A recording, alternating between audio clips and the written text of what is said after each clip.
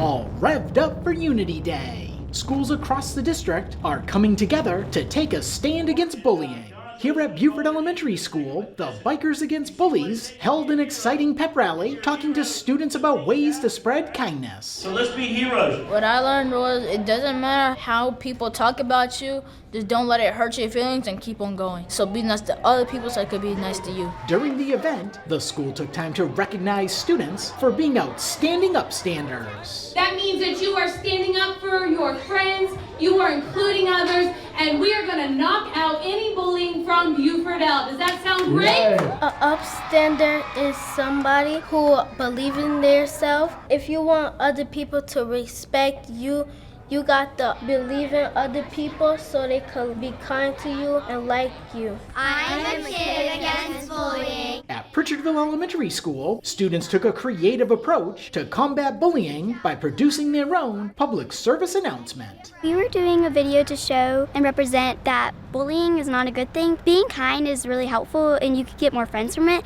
Bullying can never bring happiness, but being kind can bring happiness to the world and other people. And we can build a community doing that. When you bully people, you're not building a tighter community, you're breaking it apart, and that's not good. And check out this colorful display of unity and kindness created by students at Bluffton Middle School. This is actually called our kindness chain, and so all of our advisory classes in each grade level, they got to make strips and chain links, and each link has kindness phrases, acts of kindness that they can do for other people, and things that they've seen around the world around them that are kind. And so really we incorporate it to make one collective school-wide chain link. So we're trying to promote inclusivity, anti-bullying. The kindness chain is hanging in the school's entryway so everyone can see all the uplifting messages written by students. I said you are beautiful so that people can get reminded that they're beautiful every day, inside and out. Unity Day started in 2011 as part of National Bullying Prevention Month.